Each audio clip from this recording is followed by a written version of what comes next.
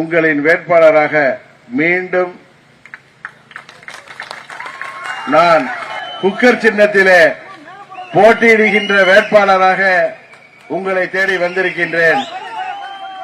என்னை நீங்கள் மாபெரும் வாக்கு வித்தியாசத்திலே வெற்றி பெற செய்வீர்கள் என்பது எனக்கு தெரியும்.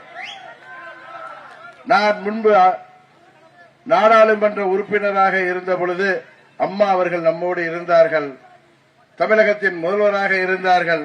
அப்பொழுது நமது தொகுதியின் அனைத்து தேவைகளையும் அம்மா அவர்கள் மூலம் நிறைவேற்றி தந்தேன். இப்பொழுது நம்மோடு அம்மா அவர்கள் இல்லை. பாரதத்தின் பிரதமர் நரேந்திர மோடி அவர்கள் நம்மோடு இருக்கிறார். அவரது கூட்டணியிலே நான் இருக்கிறேன். என்னை நீங்கள் வெற்றி பெற செய்வீர்கள் என்ற நம்பிக்கை எனக்கு இருக்கிறது. நமது தொகுதியின் வளர்ச்சிக்கான அனைத்து திட்டங்களையும் உரிமையோடு அவரிடம் கேட்டு பெற்றுத் தருவேன் என்பதை